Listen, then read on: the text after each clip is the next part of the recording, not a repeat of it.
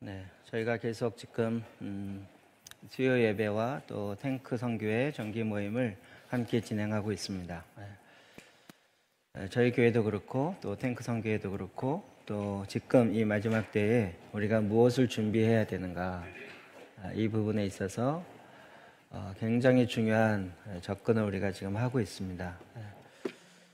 일반적으로 이렇게 담는 그릇이 세 개인데, 개인, 그리고 공동체, 가정이나 공동체, 그리고 그런 연합, 이 세 개의 그릇입니다.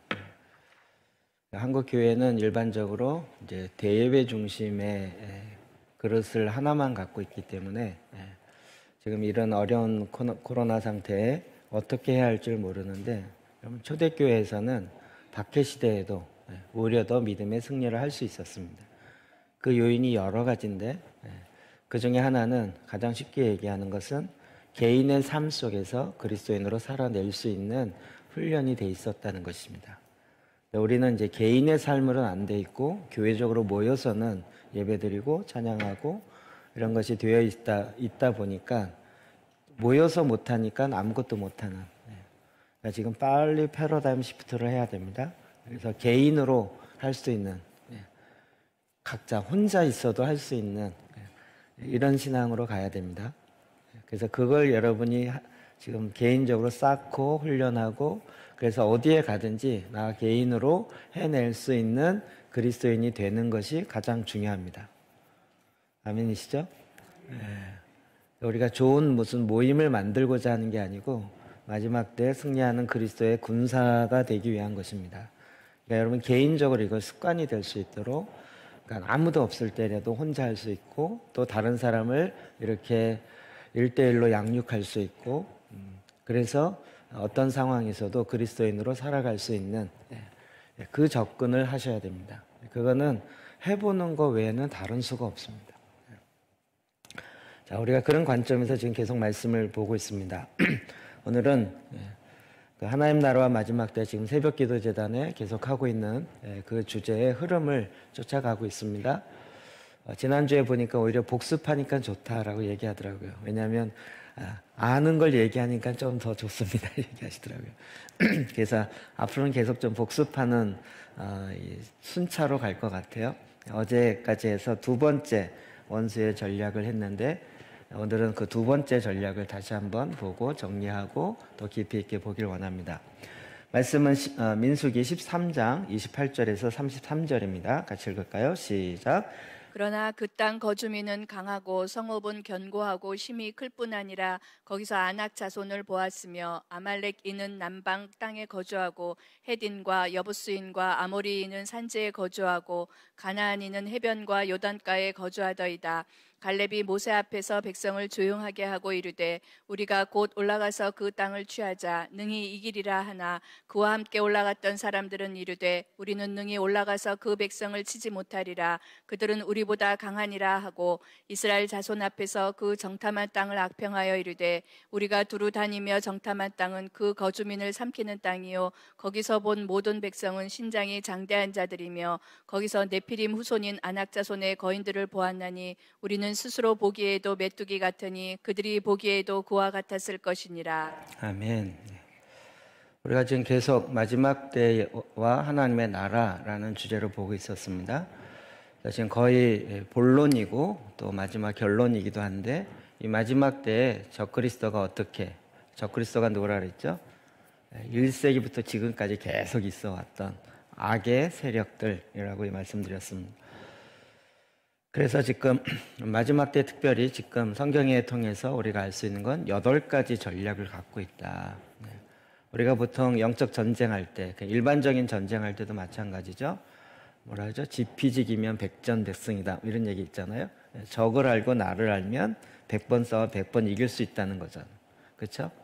여러분 100번 싸워 100번 이길 수 있습니까? 근데 제가 보니까 적도 모르고 나도 모르고 원수의 전략이 어떤 건지도 모르고 내가 또 어떻게 싸울지도 모르고 그러면 100전 100패 하겠죠. 반드시 패할 수밖에 없는. 우리가 여기서 빨리 깨어나서 적들이 원수가 어떤 계략으로 마지막 때 공격하오는지, 그리고 그 원인이 뭔지, 그리고 우리는 어떻게 하나님의 방식으로, 하나님의 경륜으로 싸워 이길 수 있는지, 오늘은 그 두 번째 지금 빨간 줄로 친 이 부분입니다. 원수는 계속 우리로 하여금 눈에 보여지는 전략과 눈에 보이지 않은 전략을 사용합니다. 그렇죠? 그러니까 우리는 자꾸 눈에 보여지는 것만 갖고 거기서 옳으냐 그르냐 혹은 이기냐 지냐 이렇게 얘기하는데, 거기에 또 숨어 있는 전략이 있어요. 이제는 우리의 원수들도 머리가 나쁘지 않는 것 같아요. 이제는 아주 교활해서 숨어 있는 전략이 있어요. 요즘에 이런 논쟁이 많죠. 여러분, 동성애를 하고 있는 사람들을 위해서, 복음을 전하기 위해서 동성애 목사님을 안수를 줘야 될까요, 말아야 될까요? 자, 어떤 게 옳습니까? 여기에 숨어 있는 원수의 전략은 뭘까요? 여러분, 영혼 구원이 중요하잖아요. 그래서 그들에게 복음을 증거하고 그들을 잘 알 수 있게 동성애이지만 주님을 믿는 사람을 훈련시켜서 선교사로, 목사로 그들에게 파송하는 거 좋을까요, 나쁠까요? 이게 진짜 지금 세계적인 신학계의 이슈가 되고 있는 문제입니다. 여기에 숨어 있는 사탄의 계략은 뭘까요? 자, 옳다, 틀리다. 둘 중에 하나. 자, 옳다, 틀리다. 난 손 안 들겠다.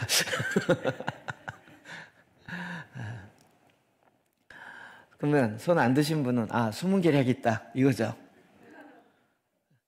간파하신 숨은 계략은 뭐죠? 네, 그렇죠. 저는 뭐 논쟁을 하고자 하는 게 아니라 숨은 계략은 뭐예요? 옳고 그르냐를 서로 싸우게 만들어서 하나 된 것을 깨트리게 하는 거예요. 이해되시죠? 옳으냐 그르냐. 그러니까 성경은 옳으냐 그르냐로 이야기하기보다는 생명이 있느냐 없느냐로 이야기한다는 거죠. 제가 지금 요거 논쟁을 하고자 하는 것이 아니라고 얘기했습니다. 그러니까 사단은 숨어 있는 전략이 있어요. 히든 커리큘럼이라고 숨겨놓은 것들. 그러니까 지금 이 시대에도 우리가 눈에 보여지는 전쟁이라고 얘기하는데 그 뒤에 숨어 있는 전략, 그 계략이 무엇인지를 우리는 말씀을 통해서 간파해야 되는 거죠. 그중에 이제 두 번째입니다. 인간의 그 유전인자를 변형시킨다라는 거죠. 여러분, 책을 통해서 보신 분 알겠지만 유전인자가 바뀝니까, 안 바뀝니까? 보통 이제 자녀가 나오면 염색체가 46개인데 그 아버지를 통해서 23개, 엄마를 통해서 23개. 그래서 도합 46개의 유전인자를 가지고 탄생합니다. 그러면 그 유전인자가 바뀝니까, 안 바뀝니까? 일반적인 것은 안 바뀐다라는 거였어요.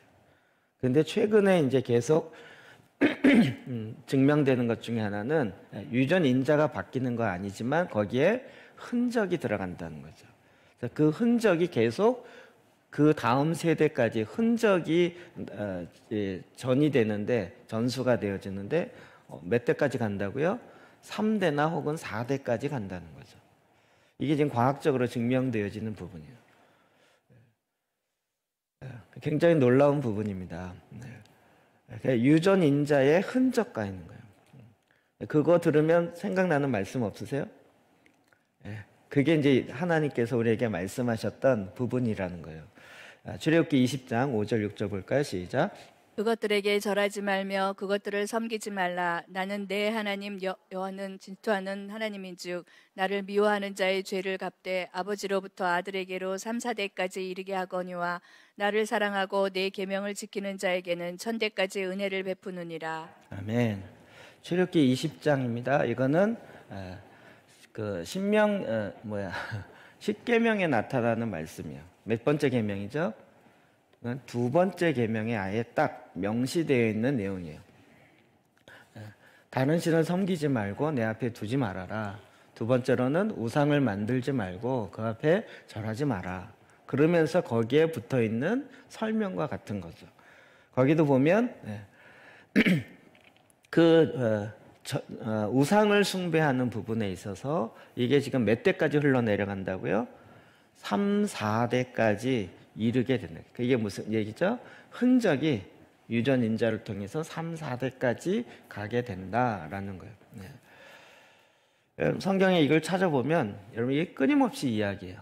그리고 주님은 아예 하나님의 성품 자체에 이것을 전제로 하고 있어요.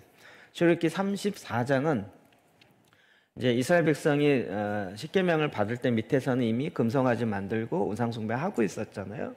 가서 그 십계명을 던지고 그리고 나서 이제 두 번째 돌판을 받을 때 그때 일어나는 사건입니다. 37장 7절입니다. 시작. 인자를 천대까지 베풀며 악과 과실과 죄를 용서하리라. 그러나 별을 면제하지는 아니하고 아버지의 악행을 자손 3, 4대까지 보응하리라. 네. 이때는 벌써 하나님에 대해서 앞부분에 십계명에 이야기했지만 또다시 하나님이 어떤 분인지에 대해서 이야기할 때 앞부분에 십계명에 이야기했던 것, 그러니까 하나님에 대해서 이제 알게 된 거죠. 그러면서 죄를 면제하지는 아니하고 아버지의 악행을 자손 3, 4대까지 보응하리라. 계속 이제 이게 붙어 있는 부분이에요. 이스라엘 백성이 그 다음 사건은 또 정탐하고 나서 그들은 너무 기골이 장대한 안악 자손이 있다. 그 앞에 우리는 메뚜기와 같다. 이와 같은 보고를 듣고 그들이 불평하기 시작하죠. 아니 애굽에 매장지가 없어서 우리를 다 죽이려고 광야에 매장하려고 데리고 왔습니까? 이러면서 밤새 불평해요. 그리고 돌을 들어 모세를 치려고 하죠.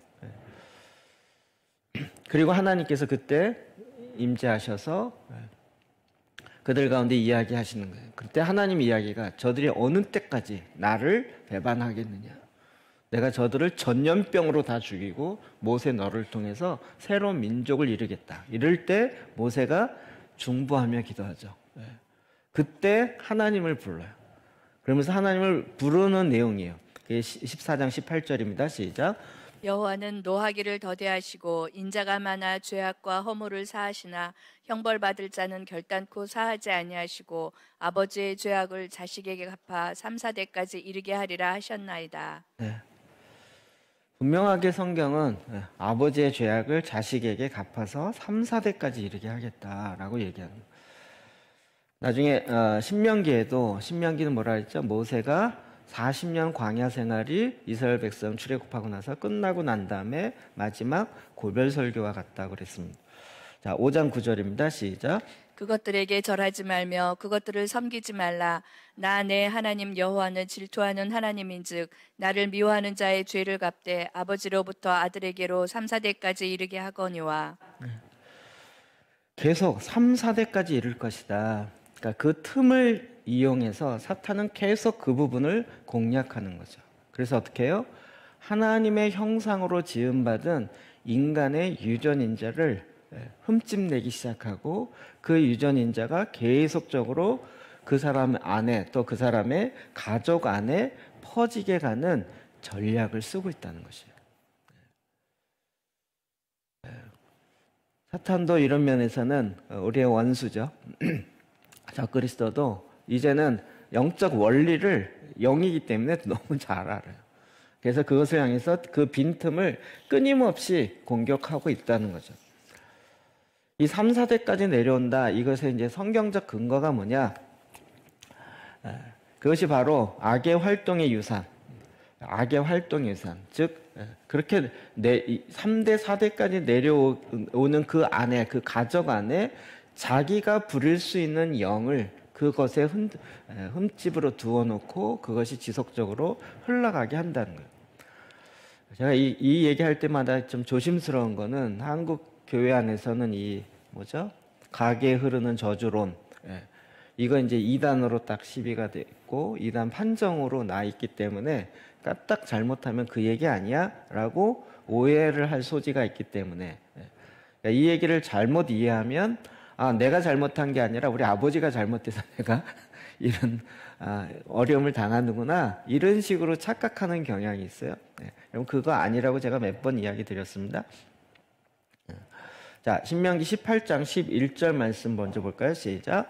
진언자나 신접자나 박수나 초혼자를 너희 가운데 용납하지 말라. 네, 또 관련된 말씀이 레위기에 있습니다. 20장 27절 시작. 남자나 여자가 접신하거나 박수무당이 되거든 반드시 죽일지니 곧 돌로 그를 치라. 그들의 피가 자기들에게로 돌아가리라. 네, 여기 신접자, 그러니까 접신하는 자이죠. 접신하는 자. 저 이거 몇 번 설명드렸는데 그냥 처음이라 생각하고 그냥 설명할게요. 네. 그래서 신을 불러, 그러니까 귀신을 불러오는 사람. 그러니까 일단 무당들이 그거 하죠. 고사를 지내거나 큰 구슬하면 무당들이 하죠. 그래서 막 춤추고 혹은 작도 타거나 이럴 때 언제 타죠? 예. 신이 내리면 작줄 타도 뜬다라는 거예요. 신이 내리는 가장 큰 증상은 뭐였죠? 떨림이 오는 거죠. 모르세요? 그래서 종들링이 따다다다 떨면 오 왔어 이거잖아요. 별로 이런 거 구경을 안 해보셨군요. 오늘 처음부터 이렇게 종을 치면서도 다니지만 저도 이런 거 전혀 몰랐다가 전에 이제 뭐 땅밟기 하러 다니고 이러면서 좀 보고 이렇게 이제 그러면서 좀 아는 거죠. 가끔 이게 현상이 비슷한 경우가 많아요. 그래서 이제 신이 왔다 이거죠. 그런데 좀 부한 사람들은 아예 자기 집에 그렇게 신접하는 자를 두었어요. 그걸 자기의 가정사를 도와주는 그런 신접자로 둔 거죠. 그래서 그 안에 흐르는 그 영이 끊임없이 그 가정 안에 잡고 있게 한 거죠. 이게 영어로 familiar spirit이에요. familiar spirit, 신접자. 그럼 이것의 그 히브리어 원어를 보면 그 책에 뭐라고 되어 있어요? 마시기 쉽도록 옷 속에 넣고 다니는 가죽병과 같다는 거예요. 이 신접자라는 게 뭐냐면 그렇게 우리 안에 아예 습관이 되어서 마시기 쉽도록 옷 안에 딱 들고 싹싹 마실 수 있는 그런 물병과 같다는 거예요. 여러분 몸 안에 이렇게 딱 차고 있는 물병 뭐 생각나는 거 있으세요? 뭐가 생각나느냐가 조심하시긴 해야 돼요. 보드카병이라고 여기 포켓용 이런 거 있잖아요. 이런 거 생각나시면 경험이 있으신 분이 저는 이제 저희 아버님 워낙 술을 많이 하셔서 나중에 몰랐는데 저희 이제 가게 할 때는 늘 이제 뭐 음식점 할 때는 술병이 있으니까 근데 끝나고 나서도 냉장고에 그 결합 놓는 거 있죠. 그걸 패고 거기다가 팩으로 된 소주 아세요? 두유 같은 팩인데 거기에 소주가 들어가 있어요. 그래서 등산을 하거나 낚시를 가면 그걸 몇 개씩 가서 사람들 보기엔 꼭 두유를 먹는 것 같아요. 근데 그게 소주가 들어있어요. 그게 일렬로 쫙 꽂혀 있어요. 지금도 기억나는데 이 상표도 똑같은 방향으로 이렇게 해가지고 쫙 냉장고를 여실 때마다 보시면서 흐뭇해하셨어요. 그래서 어디 갈 때 탁 해서 주머니에 딱 넣고 가면 사람들 몰라게 잠깐 이렇게 해도 그렇게 신접을 한다는 거예요. 그러니까 이게 막 이제 굿하는 사람이 푸닥거리 하듯이 막 이게 아니라 아주 쉽게 접할 수 있다라는 거죠. 그럼 이것이 우리 안에 실제적으로 그 습관들이 이렇게 쭉 들어와 있어요. 제가 이 얘기 할 때마다 저의 이야기를 좀 드렸었죠. 저는 이제 이런 것은 전혀 몰랐다가 이제 뭐 치유 사역하거나 이런 거 하면서 이제 알기 시작하고, 저희 집안에 흐르는 건 저희 아버지, 저희 할아버지, 저까지 간이 다 안 좋. 저희 아버지도 간경화로 돌아가시고, 저희 할아버지도 간경화로 돌아가시고, 저도 건강검진하면 술을 끊으시고 담배를 늘 나오는 얘기. 간 수치가 안 좋은 가정 내력으로 이렇게 쭉 내려오는. 깜짝 놀랐어요. 저도 몰랐던 거죠. 근데 이제 그렇게 열어놓게 된 원인이 있다는 거죠. 원인이요. 사단은 그런 원인을 제공한 틈을 열어놓은 곳을 향해서 끊임없이 공격한다는 거예요. 그럼 이게 사탄의 숨은 전략이에요. 그러니까 어떤 경우는 그런 집안에 태어났고 그런 집안에 살고 있기 때문에 그게 죄악인지 그게 나쁜 건지 모르고 우리 집안은 원래 이래. 이런 습관으로 그냥 가는 거죠. 그게 그냥 자연스러운 거예요. 자연스러운 거. 그러니까 우리로 하여금 마지막 때 하나님의 형상으로 다시 회복되지 못하도록 그 형상을 깨트리고 묻고 하는 사탄이 쓰는 전략이라는 거예요. 나도 인식하지 못하게. 그러니까 그냥 자연스럽게 습관으로 내려오는 것이 우리 안에 들어와 있다는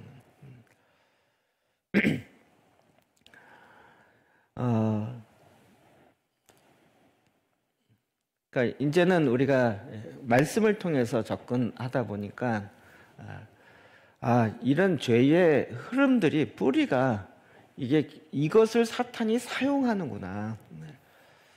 이 부분이 열려 있는 경우는 그냥 열려 있다라고 생각하지 못하고 그냥 습관이라고 하기 때문에 사탄이 계속 공격해 오는데 그냥 나는 원래 그래. 우리 집안은 원래 그래. 라고 그냥 모르는 채 계속 넘어가는 거예요. 그리고 이제 여러분이 우리가 이거 전에 설명드렸죠? 이렇게 우리가 보혈 기도하고 시편 기도하면서 우리의 속사람을 강건케 하려고 하는데 어느 시점 가다 보면 한계를 느끼는 부분이 있어요. 개인으로 해결되어지는 부분은 하면서 조금씩 되는데 어느 시점이 되면 이게 안 돼서 걸려지는 문제. 그것 때문에 악의 유산을 뭐죠? 악의 활동을 제목이 갑자기 생각나지? 그 기도책을 만든 거죠. 그때는 그거를 사용하라고 하는 거예요. 제발 보혈 기도도 안 하고 시편도 안 하고 성경도 안 읽으면서 난 이거 하리라 라고 하지 마시라고요. 좋다 그러면 무조건 드시려고 하는 이상한 습관인데 이것도 악의 유산인가? 다 이렇게 건강함에 체크하면서 가야지 무조건 하는 거 아닙니다. 그러면서 그 안에 흘러내려오는 그 유전인자에 흠집 나 있는 것을 우리가 모르잖아요. 3대, 4대 위에서부터 내려오는 거기 때문에 파악조차가 안 되는 거죠. 물론 내 삶에 죄악으로 나타나면 쉽게 알 수 있죠. 근데 이런 것이 들어오게 되는 경로, 들어오게 되는 가장 핵심적인 문은 뭘까요? 우리의 눈이에요, 눈. 창세기 3장 6절. 우리가 인간이 제일 처음으로 죄악을 범했을 때 죄악이 들어온 통로가 어디에 있었어요? 눈이었다는 거죠. 보시겠어요? 6절 시작. 여자가 그 나무를 본즉 먹음직도 하고 보암직도 하고 지혜롭게 할 만큼 탐스럽기도 한 나무인지라. 여자가 그 열매를 따먹고 자기와 함께 있는 남편에게도 주매 그도 먹은지라. 네. 나무를 본즉, 본즉. 나무를 본즉. 사단의 말에 의지해서 나무를 보니까 그때 보암직, 먹음직, 지혜롭게 할 만큼 탐스럽게 되었다는 거예요. 그러니까 이런 틈을 주는 것이 뭐예요? 내 눈인가. 우리의 문의 역할을 하는 게 뭡니까? 그래서 눈과 귀와 입. 이게 문의 역할을 하는 거죠. 우리의 혼의 도시에, 우리 내 마음의 내면의 도시에 들어오고 나가고 하는. 근데 가장 제일 많이 사용하는 게 눈인 거예요. 그래서 우리가 보는 것이 굉장히 조심해야 돼요. 그래서 사탄은 어디를 잡아요? 헐리우드를 잡는 거예요. 보게 만드는. 그리고 보게 만드는 그 보는 영역에 자기의 DNA를, 사탄의 DNA를 자꾸 집어넣는. 그리고 또 어디를 만들어요? 결국 게임이나 인터넷이나 이런 쪽으로 해서 다 뭐죠? 보는 걸 통해서 들어오게 하는 거죠. 게임이라 그래봤자 거의 뭐 전투나 싸우거나 뭐 이런 거잖아요. 그걸 다 이겼다라는 승리감을 가질 수 있을지 모르지만 결국은 눈에 보는 것을 통해서 들어오게 만드는 거죠. 이건 굉장히 심각한 문제인데 한국은 이것을 장려하고 있어요. 돈이 된다 그래서 그리고 특히 누구에게 돈이 돼요? 다음 세대에 도움이 되고 돈이 된다고 하니까 그쪽을 향해서 지금 돈벌이로 엄청 공격하고 사업을 일으키는데 나라가 또 이것을 막지 않고 있는 겁니다. 뭐 이런 얘기는 끝이 없이 가는 거예요. 자, 그런데 일단 본즉 눈을 통해 들어온다는 거예요. 책에 그거에 대한 설명이 있죠. 이 죄악이라는 단어, 눈이 보는 어떤 것이 이끌릴 때 빠져든다는 거예요. 그래서 이 첫 번째 그 죄악이 눈을 통해서 보는 것을 통해서 들어오기 시작하는 거예요. 차라리 안 봤으면 모르는 거예요. 근데 보기 시작하면 점차 더 빠져들기 시작하는 거예요. 하나 둘 빠져들다가 나중에는 아예 그 속에 폭 들어가 있는 거죠. 그래서 성경은 계속 이런 부분에 우리의 보는 것을 조심하라라고 이야기를 하고 있는 거예요. 누가복음 11장 34절이요. 시작. 내 몸의 등불은 눈이라. 내 눈이 성하면 온 몸이 밝을 것이요 만일 나쁘면 내 몸도 어두우리라. 네. 그러니까 이게 비유가 아니고요. 사실은 실제인 거죠. 몸의 등불은 어디라고요? 눈이라는 거죠. 눈. 그러니까 일반적으로도 우리 이 얘기 많이 하잖아요. 사람이 눈을 보면 그 사람의 총명함을 알 수 있다. 눈을 통해서 알 수 있다. 이렇게 얘기 많이 하잖아요. 그의 몸의 등불은 눈이라는 거예요. 그래서 눈이 성하면 온 몸이 밝을 것이요. 눈이 나쁘면 온 몸도 어두우리라. 그러니까 몸이 어두우냐, 몸이 성하냐, 이것이 밝으냐, 어둡냐, 밝으냐가 결국은 뭐가 정하는 거예요? 무엇을 보느냐라는 것을 정한다는 거죠. 네. 여러분 지금 성경 읽고 지금 보혈기도 시편기도 하니까 되게 바쁘시죠? 이거의 좋은 의미의 숨은 커리큘럼은 뭘까요? 숨은 의도는 뭘까요? 네. 그 바빠서 쉬고 싶다 이거잖아요, 자꾸. 근데 쉬는 동안 눈이 어디로 가요? 네, 바로 TV로 가고 바로 인터넷으로 가죠. 그래서 지금 인터넷 볼 시간이 없게 만들어 드리고 있는 숨은 커리큘럼을 가고 있는 거예요. 이해되시나요? 네. 시간이 나면 더 성경을 읽을 것 같다? 여러분 정말 그렇게 아직도 생각하세요? 우리의 재성이 그렇지 않죠. 네. 그러니까 정말 제가 성경을 읽게 하는 제일 좋은 방법을 확실히 알고 있어요. 네. 뭐죠? 네. 우리 모두 다 경험했죠. 안 읽으면 하루에 10,000원. 이럴 때 안 읽은 사람이 없이 쫙 다 읽었어요. 제 경험으로 할 때 제일 강력했어요. 일주일 안 읽으면 70,000원이니까 목숨 걸고 읽더라고요. 네, 그렇게 읽다 보니까 뭐가 끊어져요? 눈을 통해 들어왔던 TV 보는 거, 인터넷 하는 거, 게임하는 거 이런 것들이 자연스럽게 줄어들잖아요. 그렇죠? 근데 이걸 안 하면서 이거 하지 마라 이렇게 돼서는 안 되는 거예요. 그러니까 그 말씀을 자꾸 보고 눈을 통해 그러니까 자꾸 우리의 몸도 이제 맑아지기 시작하는 거예요. 그리고 들어오기 시작하는 거예요. 눈이 맑으면 집중력이 더 성장하기 시작한다고요. 전에는 성경을 읽더라도 한 장, 두 장 읽으면 집중력이 안 되는 거예요. 성경이 어려운 게 아니라 집중력이 안 돼갖고 이게 이게 안 들어오지 그러는데 그게 아니라 본인의 집중력이 거의 3분 내지 5분인 거죠. 5분 지나면 뭔가 또 딴 걸 봐야 되는 거예요. 우리 이게 뭐죠? 선전이나 CF 같은 거 볼 때 20초잖아요, 20초. 20초마다 새로운 게 팍팍 가니까 눈을 못 떼는 거예요. 지겨울 틈이 없는 거죠. 근데 성경은 읽으면 그냥 검은 글씨요. 바뀌는 게 없으니까 5분 지나면 지겹다라고 내 몸이 반응하기 시작합니다. 근데 이제 눈이 열리면 말씀을 향해서 눈이 열리고 성령께서 내 마음의 눈을 열기 시작할 때 말씀이 보이기 시작합니다. 그러면 점차 집중하는 집중력의 시간이 늘어나요. 이걸 이제 세상에서 뭐라 하냐면 엉덩이 힘으로 공부한다 이런 거 있죠. 모래 누가 앉아 있느냐의 싸움이다. 이런 얘기하는 그거예요. 집중력의 싸움이라는.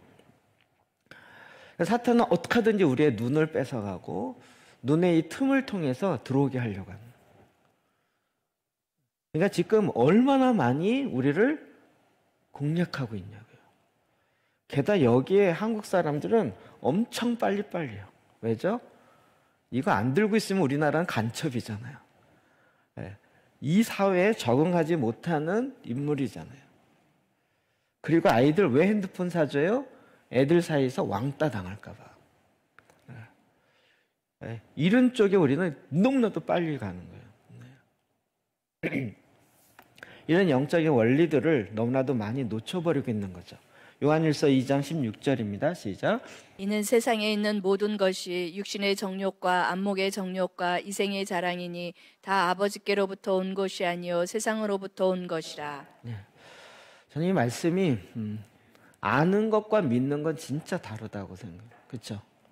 여러분이가 알죠? 이건 너무나도 많이 들은 말씀이고 읽은 말씀이죠.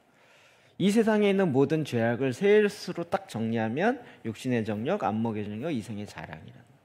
이게 다 아버지로부터 온 게 아니고 세상으로부터 왔다는 거죠. 그러면 우리는 어떻게 해야 돼요? 세상으로부터 온 거는 내려놓고 땅의 것을 구하지 않고 위의 것을, 하늘에서부터 아버지로부터 온 것을 구하는 게 마땅하잖아요. 그런데 왜 이렇게 보고자 하죠? 안목의 정욕으로 그렇게 빠져가고 그것을 죄악으로 얘기를 안 하잖아요. 오히려 더 격려하죠. 그렇게 하라고.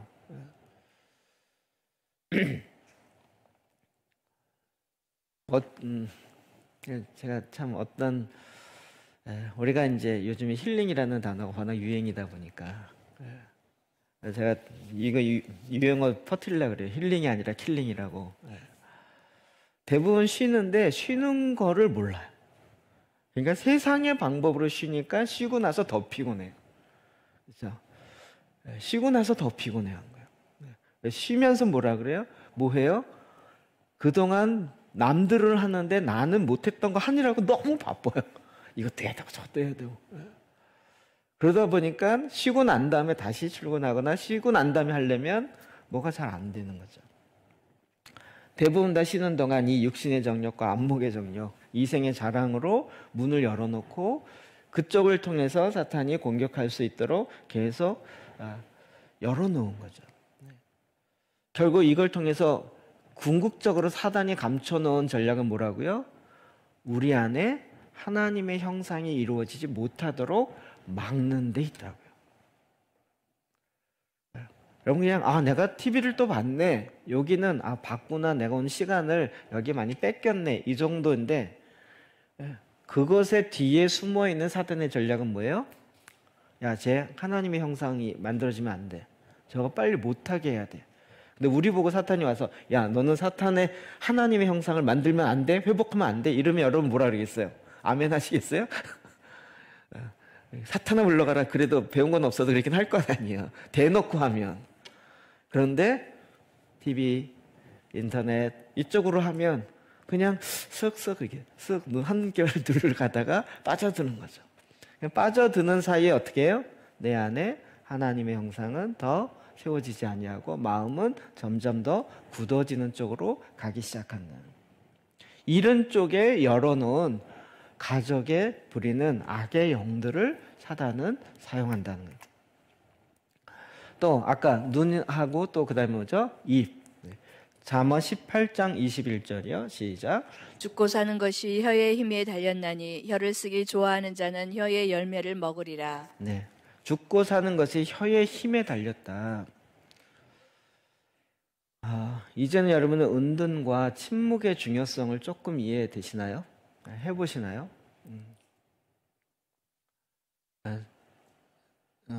사람은 오히려 이 침묵하고 혼자 있을 때 이때 사실은 영적인 에너지도 많이 얻어요. 그러니까 말을 많이 하는 것보다 혀를 쓰기 좋아하는 것보다 오히려 침묵하고 있는 것, 그 시간을 갖는 게 절대적으로 필요해요. 현대인은 그럴 시간이 없다는 거잖아요. 너무 바쁘다 보니까. 그러면 쉴 때 어떻게 해야 돼요? 말을 안 하고 오히려 침묵과 은둔으로 들어가는 게 자연스러운 거죠. 근데 대부분 쉴 때 어떻게 해요? 이 직업상으로 만났던 사람 말고 다른 사람 또 만나서 막 얘기해야 하는 거죠. 그러면 이쪽 에너지 다 쓰고 나는. 그래서 어떻게 해요? 혀를 쓰기 좋아하는 자는 혀의 열매를 먹는다. 여러분, 뭐죠?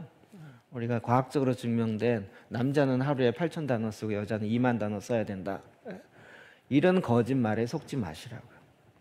2만 단어를 쓰기 원한다면 하나님과 쓰세요. 충분히 주님과 쓸 수 있잖아요.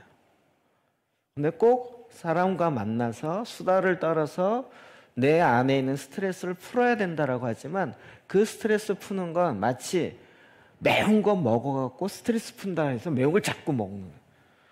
그러니까 위상하고 몸 살찌고 이게 스트레스 푼다라는 이유로 오히려 더 상하는 거죠. 그건 하나님의 방식이 아닌 거죠. 마태복음 12장 37절입니다. 시작. 내 말로 의롭다함을 받고 내 말로 정죄함을 받으리라. 마태복음인가요? 잠언이라는 생각이 hul 들죠. 장절이 좀 틀린 것 같아요. 우리는 말로 의롭다 하고 말로 정죄함을 받아요. 그러니까 우리의 말을 통해서 입술에. 그러니까 저도 이제 이런 습관들이 있었는데 지금도 많이 고치려고 그래요. 그냥 아무 말이라고 막 해보는 거예요. 이게 이제 말 못했을 때는 그렇게 해서 말을 배우지만 그냥 아무 말이나 막 하는 거 있죠. 그리고 그렇게 편한 사람을 만나는 걸 굉장히 좋아하고 또 그런 시간이 나를 잘 이렇게 고칠 수 있다라고 생각하는데 그때 쓰는 말이라 할 때에도 그게 열어놓은 문이 되는 거예요. 이게 이제 집안의 습관이에요, 습관.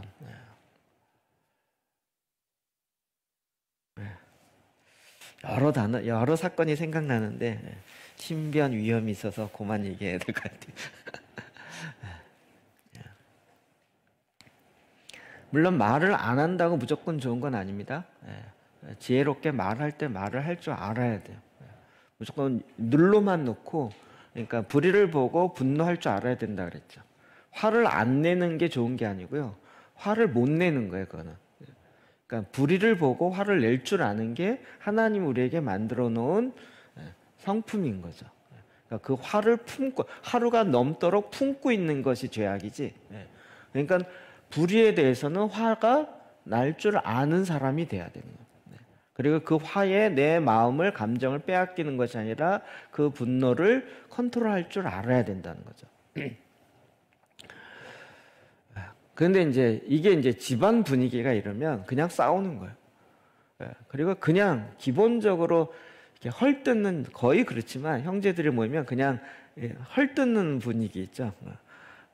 건수 잡으면 그냥 헐뜯는. 그래서 얘 한 번 걸렸다 그러면 다른 형제들 왕창 헐뜯고 또 그러다 얘 하나 걸렸다 그러면 왕창 헐뜯고 이렇게 돼서. 물론 그렇게 자라서 건강하고 튼튼하고 웬만큼 헐뜯어도 상처받지 않고 그렇게 클 수도 있지만 그러나 정말 사람을 세우고 온전하게 하는 것에는 익숙하죠. 그러니까 우리나라는 이 칭찬의 문화가 거의 없고 그리고 존중의 문화 자체가 별로 없고 그리고 그런 이야기를 하면 좀 어색하다고 생각하는 거예요. 이게 참 문화 차이예요, 문화 차이. 제가 이제 그 간사훈련을 6개월 동안 춘천에서 받았는데 그때 선교사님이 오셨어요. 그리고 외국에 오셔서 영어를 가르쳐 줬어요. 영어를 잘하는 게 아니고 영어를 가르쳐 줬어요. 나중에 감사달에서 선물 줬는데 정말 선물 줄만 나도록 받더라고요. 외국 사람들은 이렇게 선물 받을 때요, 그 기뻐하는 표정과 그 액션이 대단해요. 그래서 우리가 근데 나중에 이제 가고 나서 저희 선배 간사님이 야, 외국 사람들은 자기가 기뻐하는 거에 120%를 기뻐해. 보면 원더풀, 이거 내가 정말 필요한 건데 어떻게 알고 샀냐고, 진짜 고맙다고, 막 이런 걸 어떻게, 내가 정말 평생 잊지 못할 선물이라고 이러면서 너무 기뻐하는 거예요. 근데 이제 우리는 진짜 좋은 걸 샀고 진짜 이걸 했구나 해서 막 들이 선물 준 거에 되게, 그러니까 선물 준 사람이 더 기쁘게 만들어져. 근데 그분이 딱 가시고 나서 이제 이런 걸 외국에서 이제 많이 살다 오신 선배 간사님이 그 얘기를 하는 거예요. 그 사람들은 주로 하여튼 그 감사함을 120%를 표현해요. 이게 하라는 얘기가 아니라 너무 과장된 것도 있어요. 예, 너무 과장된 것도 있어요. 우리나라는 어떻게 해요? 20%도 표현을 잘 안 하죠. 거의 표현을 안 하는. 그러니까 마음에 있는 걸 별로 표현을 안 하는. 이제 문화적 이것도 굉장히 큰 거예요. 이제 요즘은 이런 것들이 이제 조금 변화되기 시작했죠. 그런데 이제 주님은 우리에게 뭘 요구하시는가? 우리가 이제 문화가 어떠냐 이거보다 주님이 요구하시는 게 뭐냐 이거죠. 빌립보서 1장 27절입니다. 시작. 오직 너희는 그리스도의 복음에 합당하게 생활하라. 이는 내가 너희에게 가보나 떠나 있으나 너희가 한 마음으로 서서 한 뜻으로 복음의 신앙을 위하여 협력하는 것과 네. 우리에게 요구되는 건 뭐예요? 복음에 합당하게 생활하라. 복음에 합당한 삶을 살라는 거예요. 아, 복음에 합당한 삶이 뭘까? 그러면 또 성경 읽고 기도하고 복음 전도하고 이거다라는 세계식의 생각이 딱 나오는 경우는 왜 그래요? 네, 영주주의적 사고 패턴이 있기 때문에 그런 거예요. 이해되시죠? 우리의 사고 패턴이 영주주의적 패턴이니까. 제가 최근에 이제 목사님들과 이야기 나누다가 예수 믿고 구원 얻어서 천국 간다라는 이 패턴이 왜 이렇게 안 깨질까? 왜 두렵고 떨림으로 구원을 이루어야 된다라는 이 하나님의 말씀이 이렇게 깊이 있게 안 들어갈까? 그거 이야기하다가 제 또 스쳐 지나가는 것이 이 영주주의적인 생각의 패턴의 구원론이죠. 영주주의에서는 어떻게 구원받아요? 영적인 지식이. 그렇죠? 그래서 구원이란 무엇이에요? 죄는 이 물질 세계를 통해서 죄가 나오는데 이 물질 세계로부터 탈피되는 것이 구원이다라고 얘기했다는 거죠. 다 까먹으셨어요? 저요? 네. 그렇죠. 영지주의에서 얘기하는 구원. 그러니까 우리는 그 패턴에다가 성경을 집어넣으니까 성경식의 구원도 자꾸 영지주의적인 패턴으로 나오는 거예요. 말씀을 넣어도 우리의 이 틀이 영지주의니까 나오는 게 영주주의적인 답이 나온단 말이에요. 그리고 계몽주의적인 답이 나오고 모더니즘적인 답이 나오고 포스트 모던적인 답이 나오는 거예요. 왜요? 우리의 글로벌 문화에 완전히 쩔어 있기 때문에. 그러니까 복음에 합당한 삶을 살아라. 과연 이게 뭐냐라는 거예요. 이게 뭐냐. 성경은 계속 이런 부분에서 우리에게 너희의 삶이 어떠해야 되는지를 교훈이 아니라 실제 영적인 삶의 원리가 우리가 어떻게 내가 눈의 생활, 그래서 내 눈에 임한 보혈의 능력이나 눈과 맺은 언약 성경에 나오는 이야기예요. 오늘 그거 얘기하는 시간 아니니까. 그리고 내 입에 또 재갈을 물리고 그 입을 어떻게 컨트롤해야 되는가 이런 것들을 말씀을 통해서 들어야 된대요. 그러니까 말 조심해라 이런 얘기가 아니라 이 문에 열고 닫고 하는 것을 말씀에 근거해서 움직여야 된다는. 디모데후서 2장 1절입니다. 시작. 내 아들아 그러므로 너는 그리스도 예수 안에 있는 은혜 가운데서 강하고 그리스도 예수 안에 있는 은혜 가운데서 강해요. 그러니까 그 은혜가 예수 그리스도 안에 있어요. 그러니까 우리는 이런 부분을 굉장히 진지하게 생각해야 돼요. 제가 이제 그 책을 읽을 때마다 이런 한 단어 한 단어를 굉장히 이제는 진지하게 봐요. 다른 책 말고 우리 지금 하고 있는 마지막 때와 그리스도인 하나님 나라 딱 거기에 이렇게 적혀 있어요. 그러므로 다음의 성경 말씀을 진지하고 심각하게 받아들여야 합니다. 그리고 빌립보서 1장 27절, 디모데후서 2장 1절, 에베소 6장 12절 딱 나오고 아무 설명 없이 끝하고 다음 넘어가셨거든요. 여러분 진지하고 심각하게 받아들이시고 넘어가신 건가요? 아니면 진지하라고 얘기했구나 그리고 넘어가신 거예요? 그러니까 우리는 이런 부분에 좀 멈춰서서 이 말씀이 뭘 얘기하고 있는지를 정말 진지하고 신중하게 봐야 된다는 거예요. 자, 에베소 6장 12절입니다. 시작. 우리의 씨름은 혈과 육을 상대하는 것이 아니요 통치자들과 권세들과 이 어둠의 세상 주관자들과 하늘에 있는 악의 영들을 상대함이라. 아멘. 네. 그러니까 우리의 싸움이 무엇인가? 특히 마지막 때는 더 하겠죠. 우리는 지금 하늘에 있는 악의 영들과 상대하는 이 네 가지가 다 있지만 가장 대표적으로 하늘에 있는 악의 영들과 매일같이 죄악으로 내 안에 담겨져 있는, 마시기 편하게 담겨져 있는 물병과 같은 이것과 싸워야 되는 거예요. 매 순간. 그러려면 어떻게 해야 될 것인가? 사탄이 이렇게 공격을 계속 해오는 거죠. 자, 또 한 가지 뭐였냐면 우리 안에 있는 하나님의 형상을 깨트리는 사탄의 계략은 우리의 삶 가운데 네피림이 강성해질 수 있도록 환경을 만드는 것이다, 이 얘기 있어요.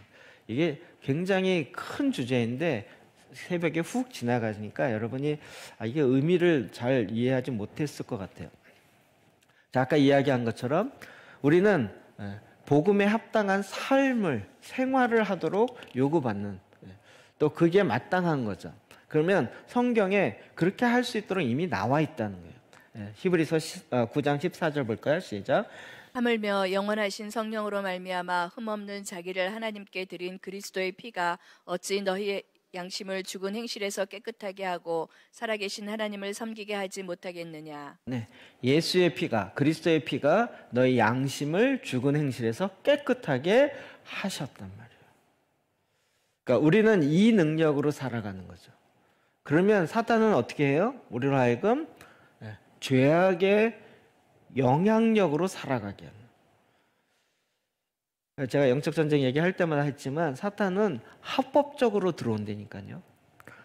문을 부시고 들어오는 게 아니라 우리가 문을 열 수 있도록 속이고 열어놓고 어서 오세요, 영접과 초청의 원리로 들어온단 말이에요. 걔네들도 초청받고 들어온단 말이에요. 누가 초청해요? 내가 초청한다고요. 그러니까 우리가 범죄하거나 이런 죄악들이 결국은 나로 하여금 사단이 우리 안에 권세를 부릴 수 있도록 오히려 더 허용해 주는 것이고 거기에다가 힘을 실어주는 거죠. 그러나 우리는 이것으로부터 극복할 수 있는 하나님의 은혜 가운데 있는 자들이에요. 가장 기본적으로 예수 그리스도의 피가 우리를 온전케 하죠. 뿐만 아닙니다. 베드로전서 1장 2절이요. 시작. 곧 하나님 아버지의 미리 아심을 따라 성령이 거룩하게 하심으로 순종함과 예수 그리스도의 피 뿌림을 얻기 위하여 택하심을 받은 자들에게 편지하노니 은혜와 평강이 너희에게 더욱 많을지어다. 네, 이 히브리서 9장 14절과 베드로전서 1장 2절은 지난 금요일 날 아주 핵심적으로 말씀을 쭉 전했던 말씀이에요. 그래서 우리를 거룩하게 하심은, 그래서 여러분은 예수 그리스도 안에서 거룩하여 진 자입니까? 지고 있는 자입니까? 둘 다라 그랬잖아요. 이미 거룩하여 진 자고 이제 그리스도 안에서 거룩함의 완성을 향해서 나아가는, 두 개 다라 했잖아요. 그렇죠?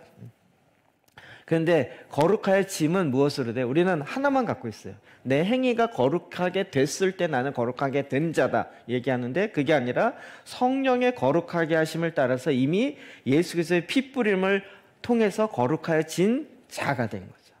그래서 시작되었고 이제 거룩함의 완성을 향해서 나간다라는 거죠. 그렇죠? 이해 안 되시면 지난주 금요일 날 말씀 전했던 거 계속 보시기 바랍니다. 근데 사탄은 우리로 하여금 계속 우리가 거룩한 자인데 거룩하지 못하도록 더럽히는 거죠. 그래서 우리의 눈을 뺏어가고 우리의 입과 우리의 듣는 귀를 자꾸 뺏어가는 거예요. 그래서 결국은 어떻게 해요? 그 죄가 더 심화되고 그래서 그 땅을 더럽힌다는 거예요. 그 땅을 더럽히는 거의 가장 핵심은 뭐예요? 피라는 거죠. 자, 그게 민수기 35장 33절 34절입니다. 시작. 너희는 너희가 거주하는 땅을 더럽히지 말라. 피는 땅을 더럽히나니 피 흘림을 받은 땅은 그 피를 흘리게 한 자의 피가 아니면 속함을 받을 수 없느니라. 너희는 너희가 거주하는 땅 곧 내가 거주하는 땅을 더럽히지 말라. 나 여호와는 이스라엘 자손 중에 있음이니라. 네, 피는 땅을 더럽히나니, 왜? 피는 생명이잖아요. 근데 그 생명이 무고한 피로 땅에 떨어졌을 때 그 땅이 저주를 받는단 말이에요. 성경은 정확하게 얘기하고 있어요. 땅을 더럽히지 말라. 이것도 우리는 자꾸 전체적인 거, 공동체적인 거, 개인적인 거 이렇게 하는데 개인적인 건 자꾸 안 다루고 전체적인 걸 다뤄요. 영적 전쟁하면 뭘 찾아요? 이곳에 뭐 전쟁이 일어난 것이 있었는가? 사건 찾고 그런 거. 완선 여기에 터키군이 지나가면서 그 전투를 치열하게 했던 것이에요. 그래서 성포동에 3일 초등학교라고 있어요. 뭐 이런 것들 찾아요. 저는 이제 전에 이제 이런 걸 했던 사람이니까. 근데 지금 이 대한민국의 땅이 가장 더럽혀지고 있는 실제적인 사건이 있어요. 뭘까요? 낙태요. 그럼 낙태는 죄입니다. 이게 아니라 죄죠. 근데 그로 말미암아 무고한 피잖아요. 또 어떤 사람은 땅이 안 떨어지고 그릇에 떨어졌는데요. 이런 얘기 하지 마시고요. 낙태가 무고한 피고 결국 이거는 그게 죄다 아니다를 떠나서 어떻게 해요? 이 땅이 대한민국의 땅이 더럽혀져 있어요. 그러니까 지금은 6.25 때보다 더 많은 피가 더 많은 생명이 이 땅을 더럽히고 있단 말이에요. 여기에 대해서 우리가 아무 반응하지 않고 땅이 더럽혀지면 나랑 상관없어. 나만 안 하고 나만 영향을 안 받으면 돼 라고 할 수가 없다. 왜요? 땅이 더럽혀져 있기 때문에. 그러니까 이거는 윤리적으로 옳으냐 그르냐를 좀 떠나서 영적으로 보면 엄청난, 그러니까 하나님께서는 지금 여러분이 우리 이 남한 땅에 가장 핵심적인 죄악의 가장 중심이 뭐냐면 낙태란 말이에요. 제가 통계 이야기했죠. 1년에 200만, 공식적인 통계가 200만 명이 낙태된단 말이에요. 공식적인 게.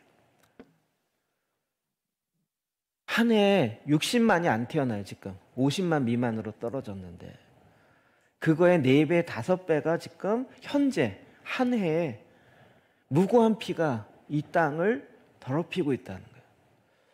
그렇게 더럽힌 사람이 책임져라 이게 아니라 우리가 이 땅을 다스리고 이 땅을 경영하고 경작해야 될 책임이 있는 왕 같은 제사장들이죠. 이걸 통해서 끊임없이 더 강하게 만들어요. 거기서 뭐가 나와요? 네피림이 나온다는 거죠.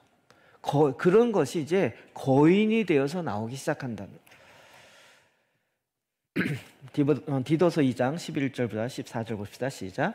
모든 사람에게 구원을 주시는 하나님의 은혜가 나타나 우리를 양육하시되 경건하지 않은 것과 이 세상 정욕을 다 버리고 신중함과 의로움과 경건함으로 이 세상에 살고 복스러운 소망과 우리의 크신 하나님 구주 예수 그리스도의 영광이 나타나심을 기다리게 하셨으니 그가 우리를 대신하여 자신을 주심은 모든 불법에서 우리를 속량하시고 우리를 깨끗하게 하사 선한 일을 열심히 하는 자기 백성이 되게 하려 하심이라. 네.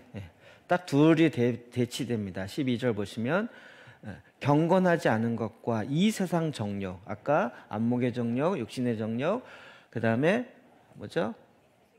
이생의 자랑, 이런 것을 버리고 어디로 가야 돼요? 신중함과 의로움과 경건함으로 이 세상에 살고.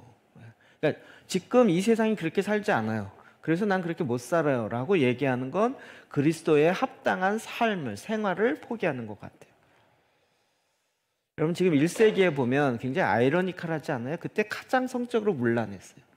그런데 그리스도인들이 정절을 지키고 순교를 지키기 때문에 로마에 있는 귀족들이 자기 아들은 크리스찬 자매를 찾았단 말이에요. 그 당시에. 가장 문란한데 그런 시대에 뭐 어때요? 이렇게 얘기하니까 지금 이 시대에 뭐가 어때요? 라고 얘기하는 건 굉장한 착각인 거예요. 이런 상황 속에서도 지금 사탄이 뭘 공격하는지를 봐야 됩니다. 지금은 아이들이 이제 얼마 전까지 학교에서 지금 폭력이나 왕따 문제나 지금 이게 심각했잖아요.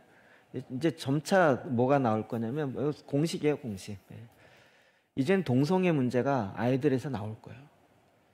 그래서 제가 얘가 동성애 하자는데 얘가 말을 안 들어요. 이래갖고 패거나 왕따시키거나 이런 일들이 일어날 거예요.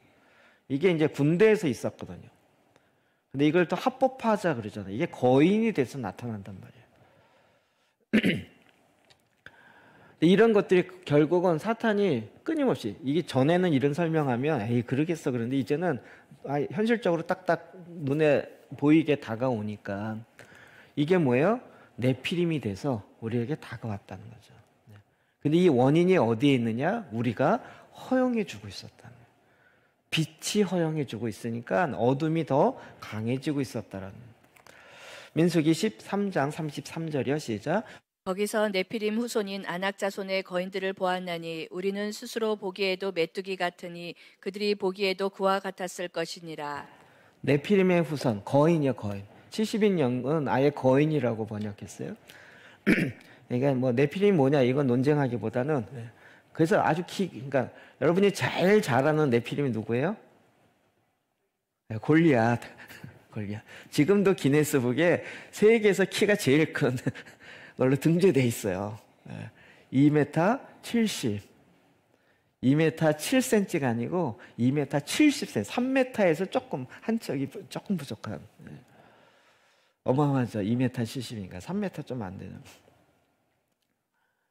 그러니까 지금 이스라엘 백성이 가나안 땅에서 아낙 자손의 거인을 봤다는 거예요. 그걸 보니까 완전히 깨갱한 거죠. 우리는 메뚜기라는 거예요. 키가 진짜 자기 키보다 2배 훨씬 넘어가니까 키골이 장대한 거죠. 그러니까 와, 이건 도저히. 근데 이걸 뭐예요? 우리가 허용했다라는 거예요. 처음에 그냥 진멸했으면 됐을 문제인데, 그리고 그것이 그 죄악이 자꾸 쌓여서 결국은 거대한 네피림이 되는 거예요. 거인이 되고 있다는 거예요. 이게 또 악의 패턴인 거죠. 이럴 때 그걸 보고 사람들은 메뚜기 컴플렉스에 빠져서 우리는 도저히 이걸 할 수 없습니다. 이길 수 없습니다. 이 세상이 이런 건데 어떻게 이걸 이길 수 있습니까?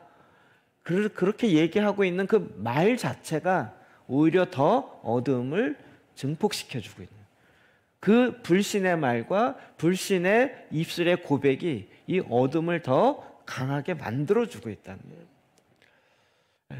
오히려 그리스도인이 자기 이기적인 기도가 하늘을 더 어둡게 만들고 있는 거예요. 더 덮인 그 덮개를 더 두껍게 만들고 있단 말이죠. 그러나 여호수아와 갈렙이 뭐라고 얘기합니까? 민수기 14장 9절이죠. 시작. 다만 여호와를 거역하지는 말라. 또 그 땅 백성을 두려워하지 말라. 그들은 우리의 먹이라. 그들의 보호자는 그들에게서 떠났고 여호와는 우리와 함께 하시느니라. 그들을 두려워하지 말라. 그들을 두려워하지 말라. 뭐죠? 네피림을 두려워하지 말라. 거인을 두려워하지 말라.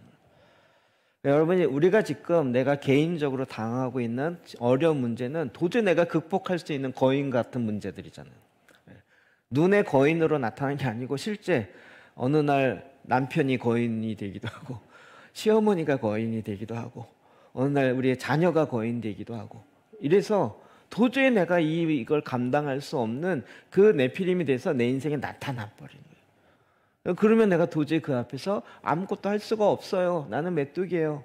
할 수 있는 거 없어요. 그냥 숨 죽이고 사는 거 외에는 할 수 있는 게 없어요 라고 계속 입으로 고백하고 시인하고 있고 거기에다 틈을 계속 주고 있는 거예요. 여러분, 이 전쟁이 끊임없이 나오는 거예요. 여러분, 이게 놀라운 건 제가 사실 이게 오늘 본론인데요. 이게 노아의 때가 마지막 때랑 연결되어 있다는 거예요. 그래서 이 네피림은 마지막 때 사건과 연결되어 있다는 거예요. 자, 누가복음 17장 26절 볼까요? 29절 시작. 노아의 때에 된 것과 같이 인자의 때에도 그러하리라. 노아가 방주에 들어가는 날까지 사람들이 먹고 마시고 장가들고 시집가더니 홍수가 나서 그들을 다 멸망시켰으며, 또 롯의 때와 같으리니 사람들이 먹고 마시고 사고 팔고 심고 집을 짓더니 롯이 소돔에서 나가던 날에 하늘로부터 불과 유황이 비오듯 하여 그들을 멸망시켰느니라. 네, 마지막 때, 예수님의 오심부터 마지막 때 시작이라 그랬죠. 네. 그러니까 마지막 때, 노아의 때, 그러니까 노아의 물로 홍수, 그거는 하나님의 심판의 첫 번째 사인이었죠. 이렇게 이제는 물로 심판하지 않고 불로 심판하신다 이거잖아요. 그래서 이 심판의 방법이 달라졌지만 이 패턴은 같단 말이에요. 자, 그러면 노아의 때에 된 것, 이게 뭐냐? 그러면 우리는 그냥 막 시집가고 장가가고 홍수나고 이것만 생각하는데, 여러분 성경을 다시 노아의 때의 사건을 보자는 거예요. 그것이 창세기 6장이죠. 같이 읽어볼까요? 6장 1절부터 4절 시작. 사람이 땅 위에 번성하기 시작할 때 그들에게서 딸들이 나니 하나님의 아들들이 사람의 딸들의 아름다움을 보고 자기들이 좋아하는 모든 여자를 아내로 삼는지라. 여호와께서 이르시되 나의 영이 영원히 사람과 함께하지 아니하리니 이는 그들이 육신이 됨이라. 그러나 그들의 날은 120년이 되리라 하시니라. 당시에 땅에는 네피림이 있었고 그 후에도 하나님의 아들들이 사람의 딸들에게로 들어와 자식을 낳았으니 그들은 용사라고 고대의 명성이 있는 사람들이었더라. 네. 노아의 때가 누가 있어요? 땅이 너무 더럽혀져. 죄악의 관영에서 그게 점점 커지고 그러니까 도저히 감당할 수 없는 네피림. 여러분 언약 이야기할 때 노아의 홍수 이야기하면서 하나님 뭐라고 하셨냐면 이 세상을 다시 리셋하신다 이렇게 얘기해요. 심판하셨지만 다시 새롭게 하신 거예요. 그러니까 심판에는 두 가지 기능이 있는 거예요. 그렇죠? 새롭게 하신 거예요. 그런 면에서 네피림이 있었다 이 얘기는 결국 뭡니까? 자, 네피림이 노아의 때만 나타나는 게 아니고 아까 보니까 가나안 땅에 나타났죠. 그리고 다윗 시대의 골리앗, 그리고 다윗이 나중에 그때 당시 아낙 자손 다윗의 그 부하들이 4명을 다 죽이죠. 그래서 5명 전체를 다 죽이는 사건이 나오죠. 이게 지금 다 같은 패턴이에요. 이해되시죠? 그렇다면 이 같은 패턴이란 얘기는 뭐죠? 마지막 때도 이 패턴은 여전히 나온다는 거죠. 그러니까 지금 일어나고 있는 이게 맞냐 그러냐를 좀 떠나서 세계 정부가 이루어질 것이고 저저저. 근데 거기에 두려워할 것이 아니라 네피림이 돼서 지금 전 세계 앞에 나타난단 말이에요. 그럴 때 우리는 어떻게 해요? 할 수가 없어요. 아무것도 못해요. 이게 아니라는 거예요. 이게 지금 적그리스도의 계략이라는 거예요. 그러면 여기에 맞장서서 싸울 수 있는 우주군을 만들어야죠. 뭐죠? 지구를 지키는 독수리 오형제가 돼야죠. 이런 착각을 하시면 안 된다는 거예요. 무슨 우주군이 하나님이 만드신 군대입니까? 아니라는. 그러니까 지금 눈에 자꾸 나타나는 현상을 보면서 거기에 마음을 빼앗기고 거리오리 생각과 눈을 빼앗기지 말고 어디로 가야 돼요? 하나님의 경륜으로 들어가야 되는 거죠. 제가 이런 얘기 이제 사회적 이슈 얘기하면 글로 푹 빠지죠. 그럼 이 문제를 어떻게 해야 돼? 그러면 답이 안 나오잖아요. 근데 너무 놀라운 건 하나님의 경륜은 무엇이에요? 이와 같은 사탄의 계략을 무력화하는 하나님의 경륜은 무엇이에요? 하나님의 형상을 다시 회복하는 거예요. 이게 뭐죠? 새로운 DNA를 얻어버리는 거예요. 주님이 새롭게 창조하시는 거예요. 그러니까 전혀 다른 제3의 종족이라고 얘기하는데 이방인과 유대인이 그리스도 안에서 하나 되어서 제3의 종족이 되는 거예요. 전혀 다른 DNA로 유전인자로 나오는, 근데 그 유전인자 어디서 나와요? 성령으로 말미암아 나오는 거예요. 한 성령으로 세례를 받아 한 몸이 되고 다 한 성령을 마시게 했어요. 뭐죠? 유전인자가 이제 이 땅에 있는 유전인자가 아니라 한 성령으로 잉태했다. 이 얘기는 결국 하늘에 있는 생명으로 말미암아 우리가 잉태했어요. 그러니까 내가 예수 믿고 거듭났다 이 얘기를 그냥 땅의 정도 수준으로 생각하지 말고 성경에 있는 말씀 그대로 생각하면 지금 이 이야기는 뭐예요? 내가 하늘의 하나님의 유전인자를 받아서 거듭난 거예요. 그래서 한 성령과 한 세례 안으로 한 몸 안으로 들어갔다는 거예요. 엄청난 거예요. 여러분 네피림이 있어서 그 메뚜기 어쩌고저쩌고 그러는데 메뚜기를 할지라도 메뚜기가 네피림을 이기게 하나님 만드신다니까요. 이거 더 재밌지 않아요? 우리를 크게 만들어서 우리를 네피림보다 더 키가 커가지고 그렇게 해서 이기는 게 아니라 우리는 그냥 메뚜기로 있는데 하나님 앞에 말씀 앞에 순종하니까 메뚜기가 네피림을 이겨버리는 사건이 나타나기 시작하는 거예요. 이게 하나님의 경륜이라는 거죠. 갈라디아서 4장 19절 시작.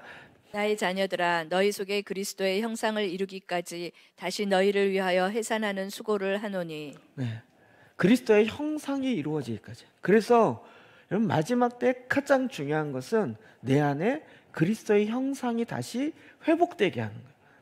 사탄의 숨은 전략은 뭐라고요? 우리의 잘못된 유전인자는 결국 뭐예요? 자기의 말을 믿고 사단의 유전인자를 자꾸 늘려고 하는 거예요. 그리고 거기에 우리가 문을 열어놓고 계속 그걸 받아들이고 사회가 그렇게 가니까 어쩔 수 없이 그러면서 네피림을 만들어 놓고 이 사회에 엄청난 거인이 되어서 이제 누구도 그것을 이길 수 없어. 하나님은 네피림을 한 번에 쓸어버릴 수 있어요. 노아 시대처럼 심판으로 끝내요. 그러면 우리에게 필요한 건 뭐냐면 저 네피림의 문제예요 라고 얘기하는 게 아니라 내 안에 그리스도의 형상을 이루는 거예요. 우리가 지금 속사람과 보혈기도를 통해서 이 그리스도의 형상을 이루는 게 얼마나 중요한지, 그냥 내가 성장해야 되겠구나 이걸 떠나서 마지막 때를 실제적으로 준비하는 너무나도 실제적인 거예요. 근데 그리스도의 형상이 어느 한순간 뻥튀기 돼서 쫙 커지면 얼마나 좋겠냐고요. 성령 받았더니 풍선불들이 쫙 퍼져가지고 내 형상이 다 이렇게 되면 얼마나 좋을까요? 근데 그렇게 되지 않는다는 거잖아요. 거기에는 시간이 있고 우리 마치 육이 자라는 것처럼 성장하는 과정이 있어야 되는 거죠. 그럼 이게 말씀으로 계속 로마서 8장 29절이요. 시작. 하나님이 미리 아신 자들을 또한 그 아들의 형상을 본받게 하기 위하여 미리 정하셨으니 이는 그로 많은 형제 중에서 맏아들이 되게 하려 하심이니라. 네. 그렇죠. 우리를 구원하기 위해서 정하셨다, 예정하셨다, 이렇게 성경은 얘기하지 않아요. 우리 장로교잖아요. 장로교는 예정 어쩌고 얘기하는데 예정론을 너무 숙명론으로 풀어갖고 자꾸 구원파 구원론과 비슷하게 가버리는 거예요. 우리를 어떻게 미리 정하셨어요? 아들의 형상. 아들의 형상이 뭐예요? 예수 그리스도의 형상. 예수 그리스도의 형상 그 위에 있잖아요. 바로 갈라디아서 4장. 우리 안에 그리스도의 형상. 그리스도의 형상이 뭐죠? 속사람이요. 이 연사 강력하게 주장하는 거죠. 저만이 아니고 정말 그래서 초대교회 그 박해 가운데서도 속사람이 집중했던 것이 우리에게 얼마나 큰 임팩트를 주고 있는지. 아니 박해 가운데 그리스도의 형상을 이루는 게 뭐 그렇게 급한 일이라고 초대교회에서 그거를 이렇게 연구하고 만들어냈을까. 근데 이것이야말로 사단의 계략을 무력화할 수 있는 하나님의 경륜이라는 거죠. 소름 안 끼치세요? 우리가 지금 이 마지막 때에 속사람이라는 것을 통해서 이게 속사람이 성장할 수 있는 걸 깨닫고 알게 한 건 결국 뭐예요? 마지막 때를 이길 수 있는 진짜 무기를 우리 가운데 허락해 주시는, 그 길을 알려주시는 하나님의 은혜인 거죠. 그래서 우리는 그리스도와 함께 하는 거예요. 그 부활의 영광의 권능이 무엇인지 알려고 우리는 어떻게 해요? 그리스도와 함께 이 사순절 광야에 들어가서 그리스도와 함께 죽고 그 광야에서 나의 옛사람의 내 안에 있는 네피림, 내 안에 있는 어느덧 거목이 되어 거인이 돼버린, 아니면 거인이 됐다 않다 할지라도 내 안에 숨어져 있는, 아니면 2대 3대로 내려오고 있는 그와 같은 죄의 흔적들, 유전인자들을 주님께서는 하나씩 다 깨트리시고 무너뜨리시기를 원하시는 거예요. 그래서 그 길을 알려주고, 이게 또 너무 바빠서 못한다는 거죠. 그러니까 어떻게 해요? 광야로 들어가네요. 우리가 광야 간다는 게 우리 인생의 광야, 고난이 아니고 정말 주님과 함께 40일 금식하며 하셨던 그 주님의 그 광야 안으로 들어가서 결국 내 안에 숨어놓은 어둠이 드러나고, 그 어둠을 드러낼수록 어떻게 해요? 그리스도와 함께 못 받고 그리스도와 함께 부활의 생명이 들어오기 시작하는 그 믿음이 있기 때문에, 그래서 이것이 봄의 축제이고 사순절이 이 날이 오히려 하나님의 더 큰 신비의 보물로 담겨져 있는 거죠.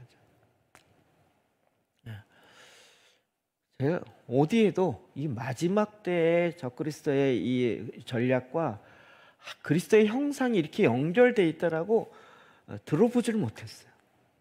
근데 이 말씀을 보니까 너무 정확하잖아요. 그러니까 우리 지금 적그리스도가 어떻고 여기에 집중하기보다는 내 안에 그리스도의 형상이 이루어지는 것에 더 집중해야 돼요. 우리의 시선을 빼앗기지 말아야 돼요.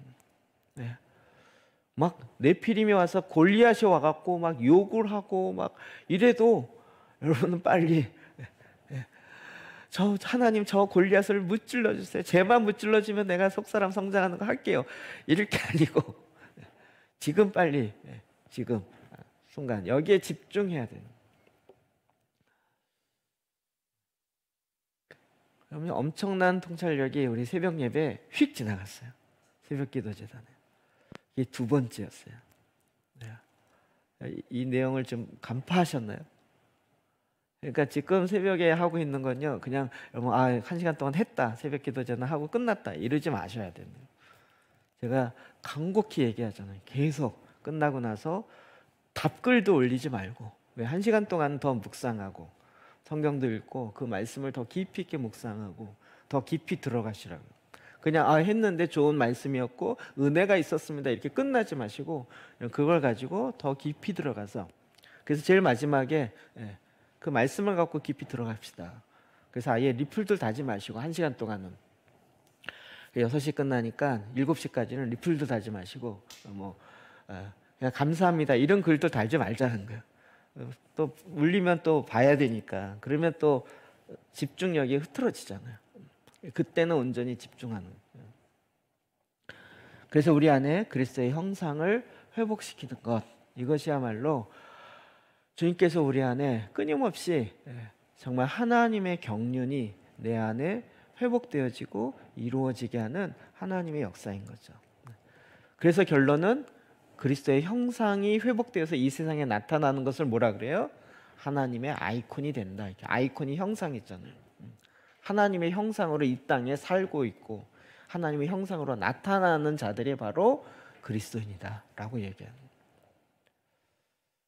거예요. 할렐루야죠. 여러분, 여러분의 표정이요, 이렇게 보면 너무 무서워서 제가 이 말을 하면 맨날 뭐라 그러는데, 제발 그 처음 듣는 듯한 표정으로 저를 이상하게 쳐다보지 말아주세요. 몇 번 이야기한 것이고 새벽에 몇 번 이야기한 것이고 이제 정확하게 좀 이해는 되시죠? 물론 우리가 이해됐다고 이제 사라지는 건 아니에요. 이제 그것을 계속 영적 근면함으로 우리가 살아내야 되는 거죠. 그래서 주님은 우리에게 그리스도의 형상이 회복되어야 되는 것에 사도 바울은 해산하는 수고를 한다는 거예요. 여러분 모두가 다 그리스도의 형상이 온전히 회복되게 하는 것, 이것이 예수 그리스도의 오심을 다시 준비케 하는 거고 그 백성들을 준비시키는 가장 핵심적인 일이요 가장 중요한 사역이라는 거예요. 그런데 주님께서 그것을 우리에게 너무나도 자세하게 실제적으로 알려주신 거죠. 그러니까 우리는 그만큼 또 책임이 따르는 거죠. 우리가 빨리 익히고 살아낼 뿐만 아니라 그렇게 하고자 하는 사람들에게 도움을 또 줘야 될 책임이 있는 거죠. 우리 같이 기도하실까요?